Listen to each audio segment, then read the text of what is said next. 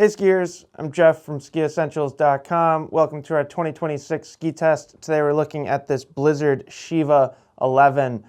Really cool ski. It's pretty big. This ski is 112 underfoot. There's a lot of people out there that will never need a ski that's 112 underfoot, but for those that do, if you find yourself in really deep snow, you're lucky to be skiing terrain and conditions that justify a ski like this. I think the Shiva 11 is really, really good. And for a ski this big, kind of a powder freeride oriented ski, I think it's very versatile too and very skiable, which is really cool. I think for a lot of skiers, maybe particularly women skiers, I think a ski this wide can be kind of intimidating. And in the past, it's actually been hard for us to get a lot of test feedback on the Shiva 11. Sometimes availability can be tricky with demos. The companies don't always have a lot of them because it's bigger and more specialized. I was really psyched this year to get a good range of solid feedback from a bunch of different skiers, and a theme that kind of emerged from that was that it is quite skiable, and I do think some of those skiers were maybe a little bit hesitant to get on it, and then once they did, they were very surprised. So it's basically built the same as the other Shivas. They all share the same recipe. We get a true blend freeride wood core.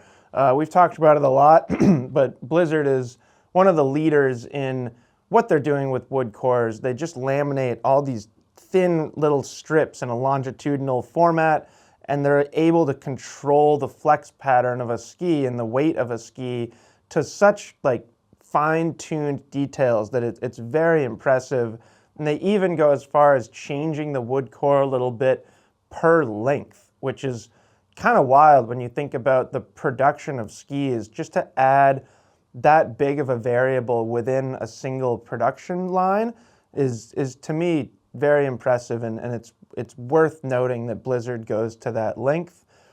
And then this is kind of unique for a women's ski this wide, but we get some metal in this ski. So along the edges where we see these strips of metal that are pretty thin, but they run really full through the whole ski, almost truly tip to tail. They do end just before the actual tips and tails, but really long strips of metal along the edges. On the men's side, the Rustler 11 gets metal underfoot. On the Shiva skis, they just go with an extra sheet of fiberglass, which helps keep them a little bit lighter. And I actually think it works really, really well.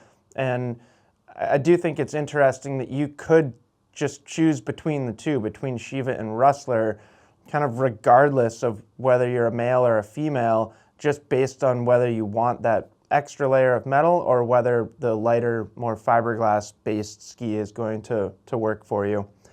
So really cool in how they put this thing together. 168 centimeter length here, and like I said, it's 112 underfoot, so it's a pretty big ski, and I think it's a commendable accomplishment that they keep it just to 1,800 grams. 1,800 grams for a women's ski is starting to get up there, but considering how wide this ski is, it's really quite impressive that it's not heavier. And then they do a good job with flex pattern. Like I said, they go to great lengths to control the flex pattern of each ski through that true blend wood core. And for a freeride powder ski, I mean, that's just really nice. It's nice and soft and supple, but there's also a good amount of support to it. It's not going to feel like it's going to wash out or like a complete noodle or anything like that. And then, if we're talking powder skis in the year 2026, you're going to see a good amount of rocker. There's really nothing on the market anymore in this width range that doesn't have a lot of rocker. So the longest tail rocker of any of the Shiva skis, as well as the longest tip rocker. I do think it's a little more noticeable, the difference in tail rocker between, say, 11 and 9. You start to see more length in the rocker profile there.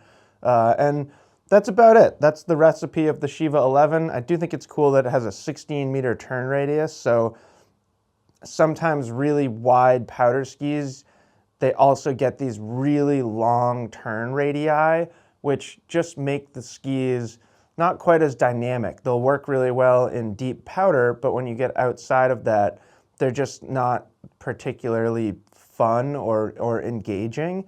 And I think they do a great job with the Shiva 11, giving it great performance in powder, but you can actually like get this ski on a groomer, which is like quite impressive. There aren't too many 112 underfoot skis that perform as well on a groomer.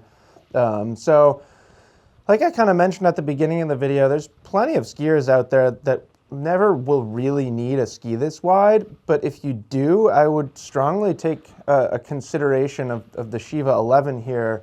I love the feedback from different testers and encourage you to go check that out on our ski test page. One that was particularly interesting was from Lauren. She's come to our ski test for a few years now, and her first feedback was that she was shocked and surprised how skiable it was. And I think that's really cool. I think it can be intimidating and nerve-wracking getting on a ski this big, really regardless of where you're going to ski it, whether you're lucky enough to be skiing really, really deep snow, or in this case that Lauren was skiing more spring slushy snow. And she talked about how easy it was to ski, how it just pushed right through the moguls, but was easy to control and maneuver. So really important things to know about the Shiva here is that even though it's a big ski, it's not going to overpower you. It's pretty approachable.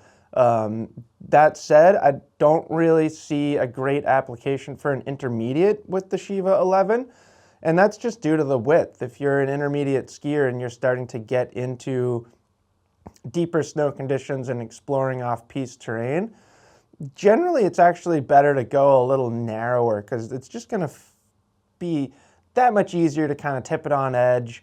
Once you start getting used to skiing powder, you can start to go wider and ski faster and plane out on top of things a little bit more. But to start, it's good to like sink into the snow a little bit, and that's the biggest reason why I don't see a great use case for an intermediate skier. But I won't tell you no. You know, if you're motivated and know what you're getting into, you could do it. So that's it. That's the Shiva 11. Lots of great feedback. My wife Megan got on it and skied it at our ski test. I think it's like a handful of other women got on it and skied it. So take a look at the feedback from those ladies. Let us know if you have any questions about the Shiva 11 here, and we will see you out there on the slopes.